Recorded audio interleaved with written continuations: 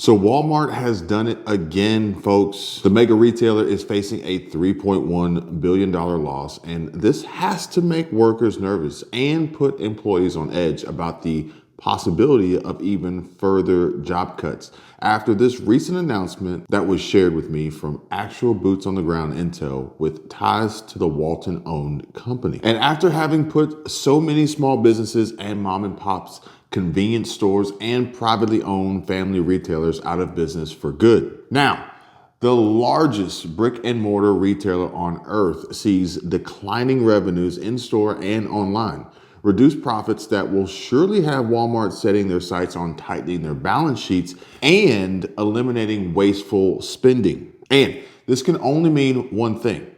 Ultimately, spelling doom for soon-to-be ex-former employees for the company, with some 1,400 of which at the Atlanta-based warehouse distribution center fulfillment staff having already gotten cut, with more cuts likely to occur before Christmas. Amidst an alarming recent development and update from a breaking announcement that President Joe Biden has signed a new bill into law that now makes it illegal for railroad workers to strike after an unsuccessful bout of intense contract negotiations, of which the contract ratification hinged on the union railway freight workers allowed more sick time off for reasons of personal health and to be able to tend to family emergencies, causing a growing tension between railroad workers and the freight companies like CSX, Norfolk Southern, Union Pacific, and Warren Buffett's Berkshire Hathaway-owned BNSF, of a possible and potential strike still hanging in the balance, possibly, despite the new forceful government mandate imposed by Congress and approved by Biden. This could potentially spell fear, worry, and panic for large retailers such as Walmart and cause damaging supply chain effects to their supply levels, pricing availability, or retail goods, food, water, and more items that these companies rely on heavily for revenues and profits.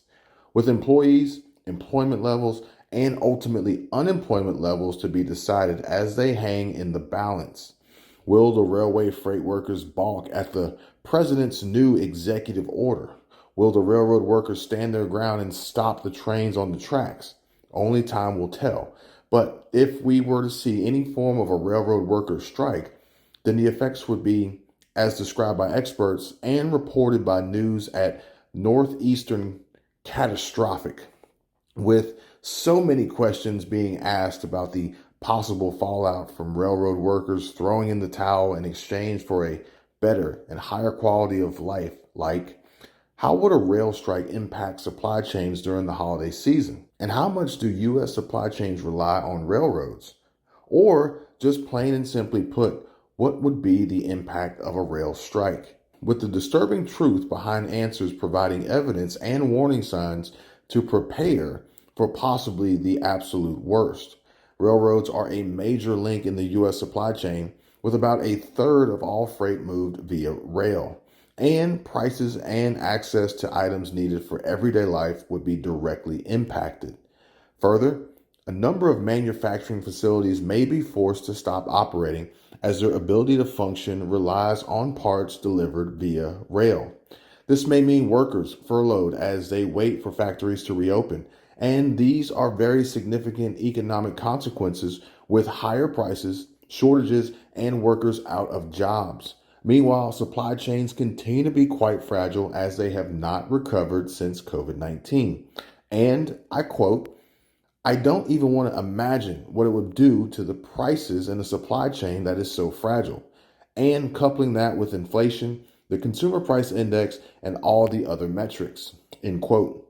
So, needless to say, this is not good, and I hope for the sake of this country, the American people, our economy as a whole, as well as the workers and employees of Walmart and other retailers that rely on the constant movement and circulation of our supply chain that is heavily reliant and dependent upon railway freight, I hope and pray we don't see a collapse and there can be an amicable solution for the mega profitable railroad companies and the workers who are just trying to earn a living and take care of their family and their health. Now, this is it, folks. Warning.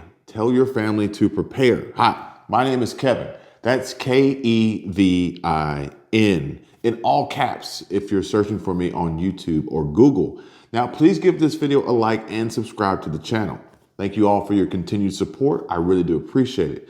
Please be sure to check the links in the description for more information for those in need of some financial assistance. There is a link to a great opportunity for folks looking to gain some financial breathing room with a simple and easy link to access to cash up to $10,000. 10K. And the best parts are that one, it's 100% free to see how much you can be approved for, and two, processing turnaround times can be received in as little as 24 hours. Now, this can be used for emergencies, debt consolidation, helping to lower interest rates and the amount of interest that is being wasted on paying high interest credit card debt, and also just be saved for a rainy day, because those seem to be happening now more than ever, you know?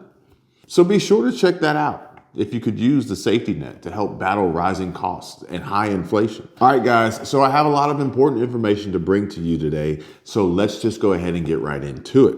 Now, although Amazon and its founders and former CEO, now executive board chair, Jeff Bezos, announced 10,000 more job cuts before December 25th, there are even more important and new developments from Amazon's biggest rival, Walmart, that will affect thousands, and not in a good way either. And so if you or anyone you know works for Walmart, you are going to want to make sure you pay very, very close attention to this and share this information with anyone that may be affected by these recent events and changes that could be happening very, very soon. Now, this can be happening at your local Wally World, so pay attention. Now, despite Walmart being a publicly traded company, Walmart is primarily owned by its founding family, the Waltons, albeit through their holding company, Walton Enterprises, as well as through the individual holdings of family members. The Walton family owns over 50% of the Walmart Corporation. Now, the big question is,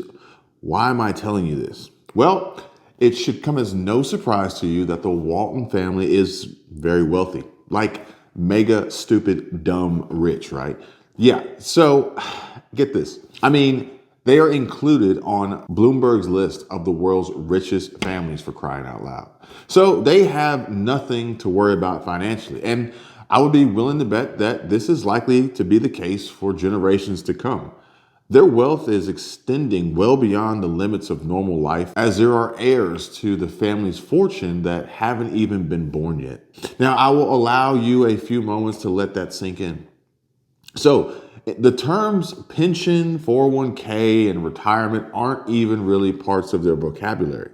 Now, allow me to introduce you to Nola. Nola is a Walmart employee who has captured the hearts of many after going viral with a quick and short 15-second clip captioned, "Life shouldn't be this hard." This clip shows Nola, an elderly woman wearing a Walmart employee vest and name tag, staring down at her lap as she sat in the break room. "Life shouldn't be this hard" was written in a text caption on the short video, with the original uploader, Devin, adding in the caption, "I feel bad." Although he himself didn't work for Walmart, but for a third-party company that sells phones at the stores, he felt for Nola as though she was his own grandma. And as a result, hundreds of people were so touched by the video that they urged Devin to create a GoFundMe page for her so that they could collectively help her out. So Devin took their advice and created a fundraiser with a goal of $10,000 for Nola, titling it, "Let's Help Nola Retire." And so what's so significant here is that alarming new data shows that the country's unfolding retirement crisis just took a massive turn for the worse. And so for millions of Americans, the so-called golden years will actually be years of despair and uncertainty. And it is very likely that you are one of those that will never be able to stop working and finally retire. But if this sounds like a familiar story, well, you're not alone in this troubling reality. So I want to start off by saying, please, whatever you do, please don't let this happen to you. This is your warning. Tell your family to prepare. So for millions of Americans, the so-called golden years will actually be years of despair and uncertainty. And it's very likely that you are one of those that will never be able to stop working and finally retire. But you're not alone in this troubling reality. In fact, over 90% of working households in the US do not meet retirement savings targets for their age and income. And furthermore, what is even more heartbreaking is that the people that did absolutely everything right throughout their working years are still at risk of seeing their savings just vanish as financial markets experience the worst downturn since the Great Recession. Interest rates soar, and with this new and unprecedented record inflation means the value of your money is steadily dropping. New data shows that the country's unfolding retirement crisis just took a massive turn for the worse. And with crippling stock market losses for some, cracks in the US pension system, and the growing Social Security deficit, these are all combining to create increasingly harder conditions for workers to save for retirement and to maintain their living standards at retirement age.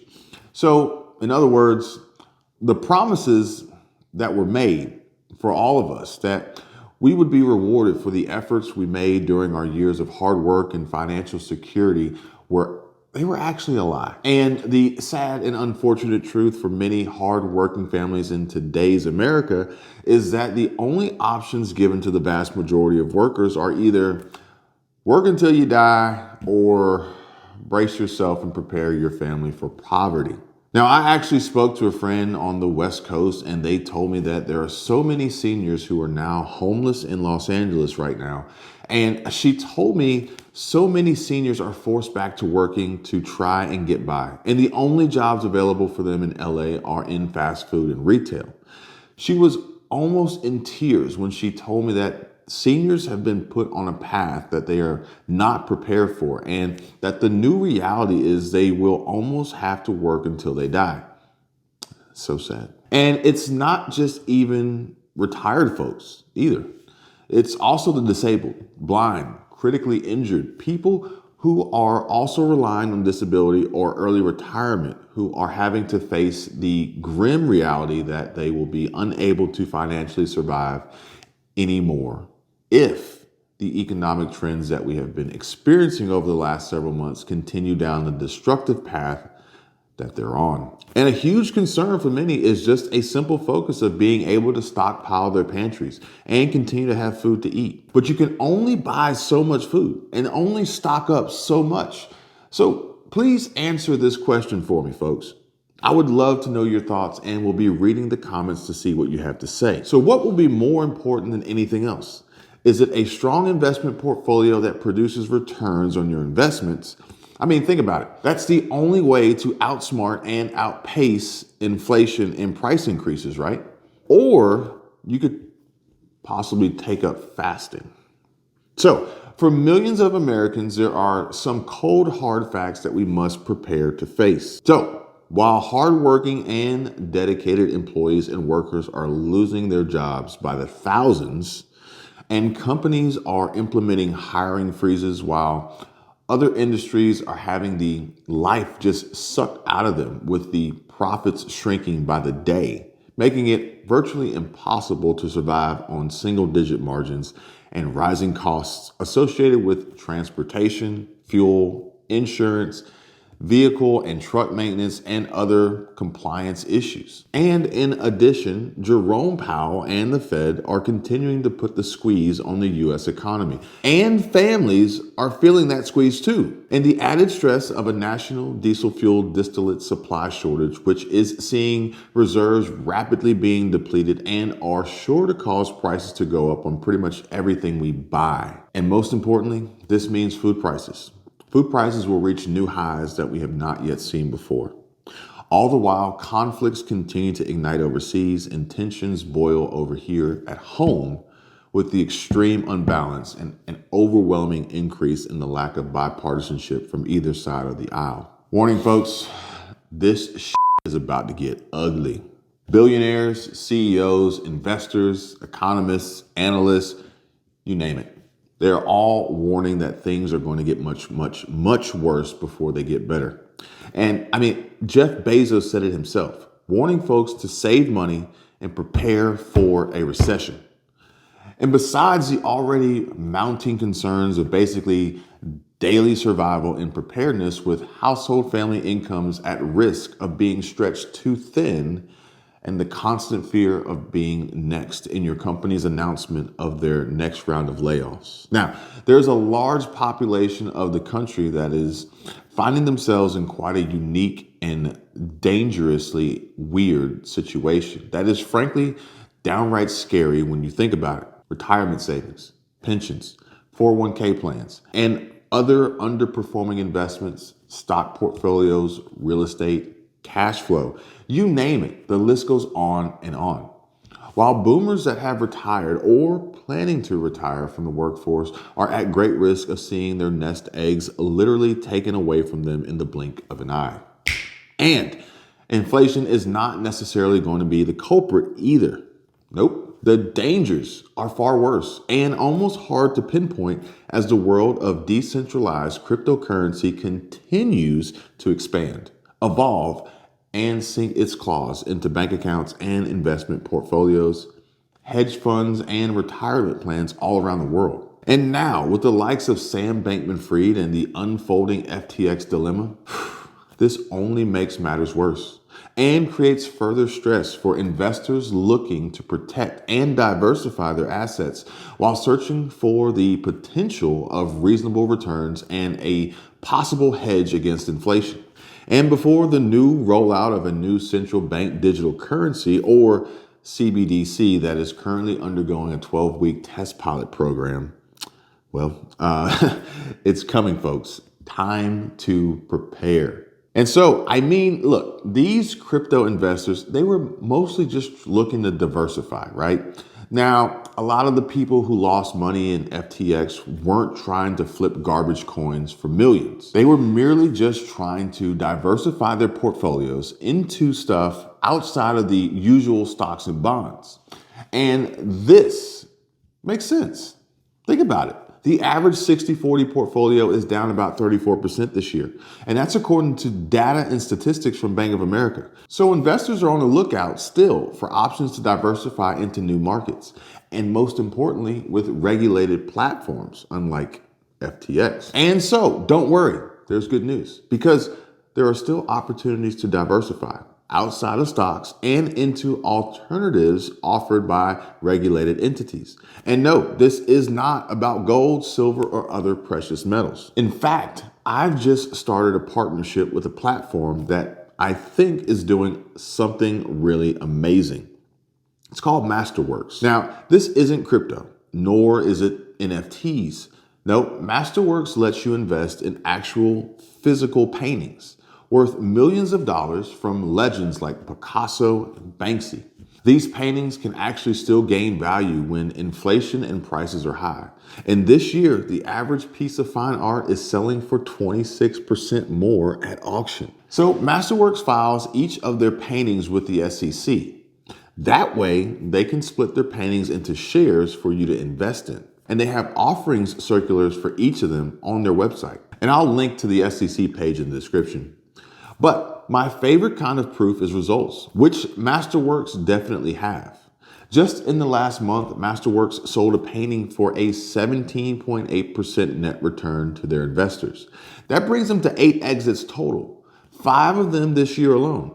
The last 3 delivered 17, 21, and 33% net returns. So I want to give you guys some background on the platform. Masterworks.io was founded in 2017 by a top 100 art collector and tech entrepreneurs who have founded companies valued at over $1 billion. With over 75 years of art buying experience, Masterworks is one of the largest buyers in the art market today. And the platform has a ton of value. Why? Well, because the total wealth held in art is estimated to be worth $1.7 trillion. And Deloitte projects ITF to grow an additional $900 billion by 2026. Masterworks is already valued at over $1 billion, so their future is bright, to say the least. Which helps answer the question of, why invest in the art market? Well, it's a growing market, not correlated to stocks and bonds. not volatile, and outperforms both the S&P and other asset classes during periods of inflation. Billionaires have been quietly diversifying their portfolios with art for years. Now, Masterworks allows investors like me and you to do the same as well. Now, so there's currently a wait list to sign up, but with my code, you can skip the wait list and start investing today. And I would really like to thank Masterworks for sponsoring today's video. I'm really excited to let you all know about this platform and what they do that I think is pretty incredible. All right, back to the video, guys. So as the layoffs pile up, some economists have warned that the impacts will soon bleed into other industries. Layoffs in the high-profile tech and financial sectors, some say, signals just how far and fast inflation and interest rates are creeping into fast-growing firms' balance sheets. And even though there are reports out there that state employment remains broadly strong throughout the economy, such large early job cuts could represent trouble on the horizon. Now, already big names like FedEx, Amazon, and Walmart have indicated that they plan to freeze hiring despite the advancing holiday season, and many smaller companies have or will follow suit in the weeks to come, particularly as revenues begin to slow down. And according to the Motley Fool, Walmart is still probably a long ways away from being a strong investment consideration, and the retailer's record high inventory levels continue to pose a significant threat to its profitability, since markdowns and deep discounts of this merchandise chip away at gross margins overall. And so to me, this doesn't give me a warm and fuzzy feeling on the inside. And I can only imagine how this sentiment is felt throughout Walmart's insanely large and extremely expensive staff. So what does this all really mean for us all and the possible futures and outcomes? The fate that has yet to be decided for many wearing a blue vest and relying on the weekly paycheck or bi-weekly direct deposit from the super centers and online warehouse distribution hubs and fulfillment centers around the country. Well, you see, according to reports, Walmart has agreed to pay $3.1 billion to settle allegations that it did little to rein in suspicious prescriptions of opioids, helping fuel a nationwide epidemic. Ouch. Now, this is a major black eye for the retailer and a huge hit to their profitability and ultimately their bottom line.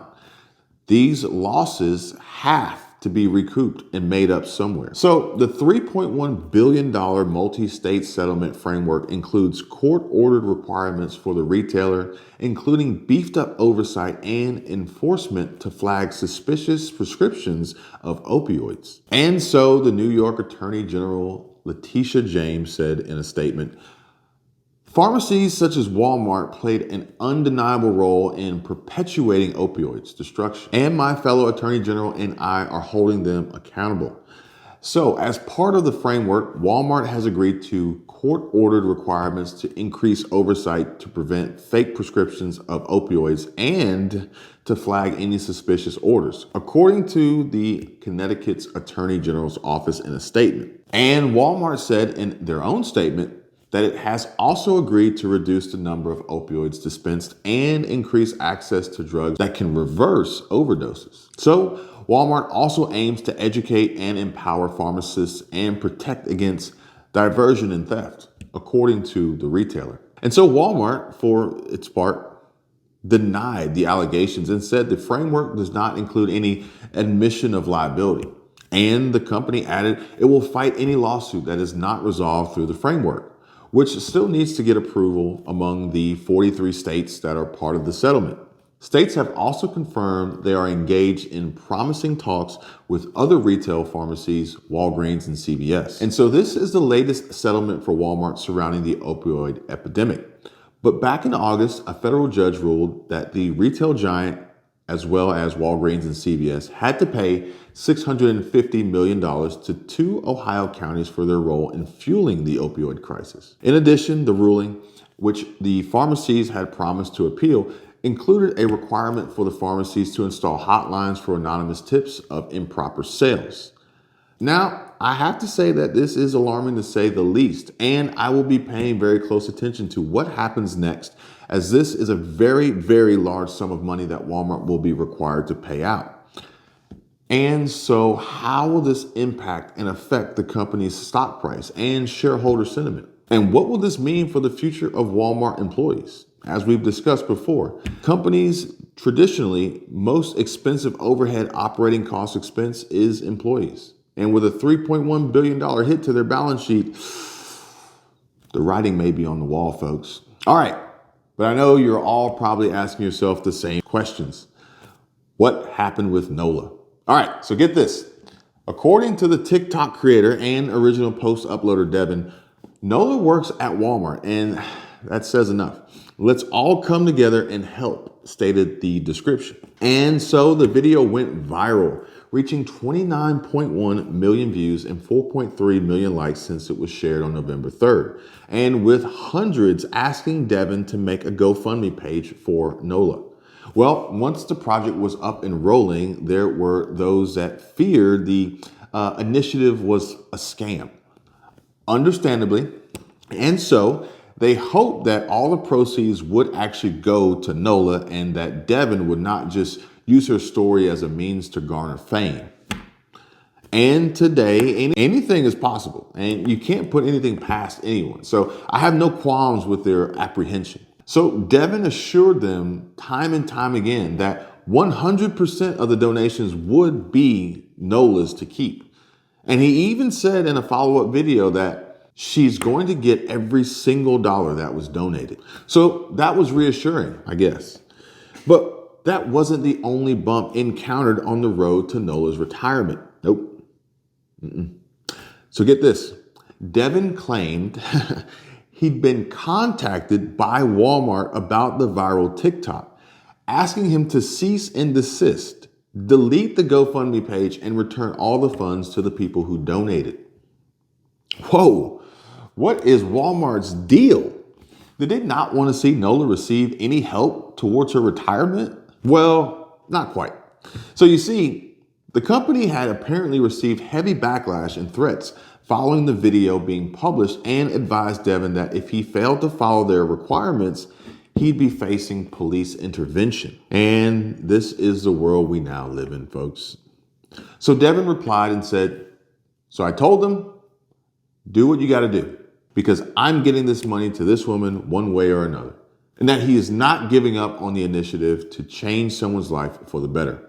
So I guess Walmart was not interested in seeing that happen for anyone other than perhaps maybe the Waltons, and especially not one of their lower level employees or associates. And so it seemed that there were so many people who wanted to contribute, and in as little as 24 hours, the GoFundMe page had raised over $100,000, greatly exceeding and surpassing the initial goal in a jaw-dropping fashion. So on November 5th, Devin posted a video on TikTok showing him meeting up with NOLA to give her the good news, and as well as to transfer the gathered funds. The man formally introduced himself and revealed how he'd posted a video of her on social media and how it had led to an outpouring of requests to help her retire. He said to NOLA, they saw that you're a very hard worker, obviously, and that we're all super proud of you. And we wanted to offer you the $110,000 that has been raised for you. And NOLA's response to this outstanding news was priceless. She said, I'd accept it, but I still have to work until I get the other $60,000 paid off for the house. And she told Devin, seemingly non-fazed at the situation, it won't take long now with all that money, adding that she would retire as soon as she got it. That's what's holding me at work, the house. How many folks are feeling the same way, and perhaps maybe in a similar situation, seemingly trapped in borderline house poor with the recent effects of inflation and turmoil hitting the economy? And so thanks to Devin's hindsight, we now know that the GoFundMe page has gathered up more than enough funds for her to pay off her mortgage and enjoy her sunset years. And later on in the video, one of NOLA's relatives was seen transferring the money to NOLA's name. Now, Devin ended the video with a photo of himself and the lady captioning it, "We love you, NOLA." The gesture, as well as NOLA's reaction to the money, has been met with both amusement and praise. So NOLA's like, that's cool and all. What about the other 70 grand? One person joked while another said, Well, maybe excitement just doesn't run in the family, but still so happy for her. The video also prompted a response from the official GoFundMe TikTok account, which said, "This is exactly why we exist. Thank you for helping her." And in the latest TikTok video, Devin and Nola sat down together to give a little update. And so she will be retiring from the start of the new year, as she wanted to help her colleagues through the holiday season. She's been working at Walmart for over 20 years, and she'll miss her customers, but she's really looking forward to relaxing.